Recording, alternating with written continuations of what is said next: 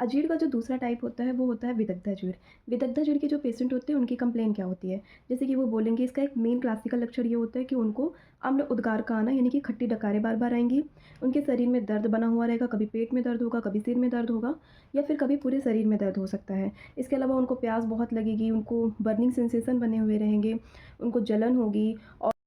विदग्धाजीर्ण जो होती है आयुर्वेद के हिसाब से मेनली ये जो होती है ये पित्त के प्रकोप की वजह से होती है और अग्नि-दृष्टि की वजह से होती है। अब ये पित्त का प्रकोप क्यों हुआ? पित्त का प्रकोप इसलिए हुआ क्योंकि हमने निदान बहुत ज़्यादा हमने फ़ॉलो किया, जैसे कि खट्टी, नमकीन, अम्लीय और बहुत ज़्यादा स्पाइसी और जंक फूड का सेवन किया। अध्यशन किया, अध्यशन का मतलब होता है जो पहला जो हमने खाना खाया था वो अभी डाइजेस्ट नहीं हुआ और उसके ऊपर हमने दूसरा खाना खा लिया। इसके अलावा बहुत ज़्यादा क्रोध, गुस्सा करना और जो लाइफ़ थी वो बहुत ही स्ट्रेसफुल थी। तो इस प्रकार की जो इरेगुलर लाइफ़स्टाइल के फ़ॉलो कर लेने की वजह से क्या होता है कि जो पित्त होता है वो प्रकोपित हो जाता है। पित्त प्रकोपित होकर के पित्त के मेन 3 लक्षण होते हैं, उष्ण, तीक्ष्ण और आम्ल। तो क्या होता है कि जो पित्त जब प्रकोपित होता है तो जो हमारा जठर अग्नि होती है वो डिस्टर्ब हो जाती है, जिसकी वजह से अब जो डाइजेशन होगा वो कैसा होगा? एसिडिक होगा। खाने का प्रॉपर अब डाइजेशन नहीं होगा, मतलब अब जो हमारा खाना डाइजेस्ट हो रहा है वो डाइजेस्ट नहीं हो रहा है, वो एसिडिफाइड या फिर फर्मेंटेड खाना बन रहा है पेट के अंदर।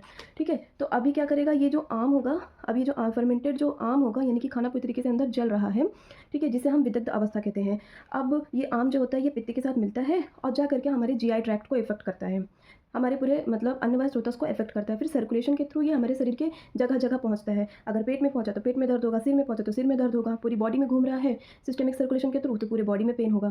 तो इस प्रकार से हमें लक्षण देखने को मिलते हैं, यानी कि विविध रुझा मिलेगी, मूर्छा मिलेगा, दाह मिलेगा, अम्ल का उद्गार होगा। तो इस स्टेज को हम लोग विदग्धाजीर्ण कहते हैं। विदग्धाजीर्ण एक एक्यूट स्टेज होती है। अगर इस स्टेज में हमने ट्रीटमेंट नहीं कराया तो अगली जो स्टेज होगी वो क्रॉनिक हो जाएगी, यानी कि उसको आगे चल करके विलंबिका रोग हो जाएगा।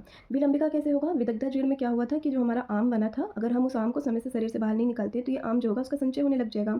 संचय होने लग जाएगा और जो हमारी अग्नि हो जाएगी वो और अधिक दूषित हो जाएगी। एक समय ऐसा आ जाएगा जब अग्नि खाना को डाइजेस्ट करने के लिए बिल्कुल रेडी नहीं होगी, यानी कि मंद अग्नि हो जाएगी, यानी कि डाइजेशन पूरी तरीके से स्लो हो जाएगा।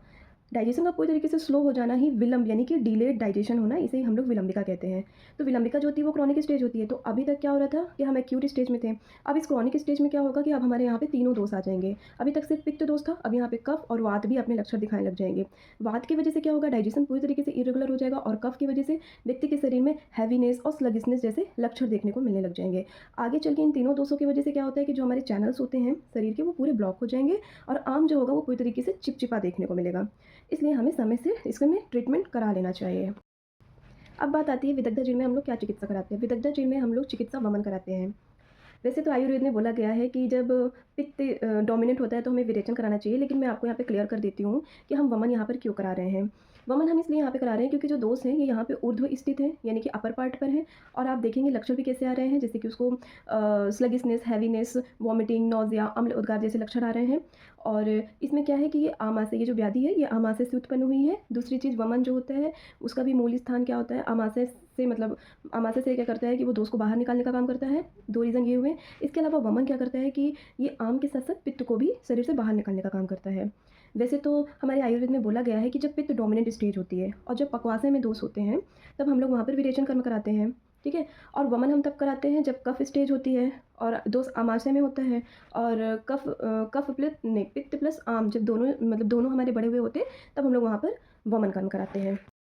अब बात आती है ट्रीटमेंट की। तो ट्रीटमेंट में जैसे कि हम लोग कुछ समन औषधियों का प्रयोग करते हैं, जिसमें हमारा मेन 3 टारगेट होता है। एक तो आम का पाचन कराना, पित्त का समन करना होता है और जो हमारी अग्नि होती है उसको हमें सुधारना होता है।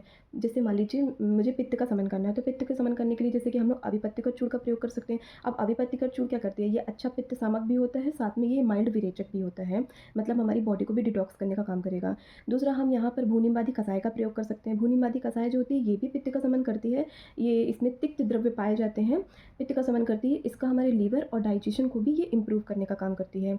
इसके अलावा हम यहाँ पे प्रवाल भस्म का प्रयोग कर सकते हैं। प्रवाल भस्म क्या करती है? ये भी पित्त का समन करने का काम करती है। तो इस प्रकार से हमने पित्त शामक औषधियों का प्रयोग कराना है। इसके अलावा आती है हमारे पास अग्नि को, अब हमें क्या करना है? सुधार। अब हमें क्या करना है? आम का पाचन करना है और अग्नि का दीपन करना है। तो हम लोग वहाँ पर जैसे कि शंखवटी है, महाशंखवटी है, गुडू इत्यादि कषाय है, इन सब का भी हम लोग प्रयोग कर सकते हैं। इन सभी ड्रग्स का मेन काम जैसे यही होता है, दीपन करना, पाचन करना, गैस, एसिडिटी, इन सब चीज़ को कम करके विदग्धाजीर्ण जो होता है उसको धीरे-धीरे करके ये ठीक करने लग जाती है।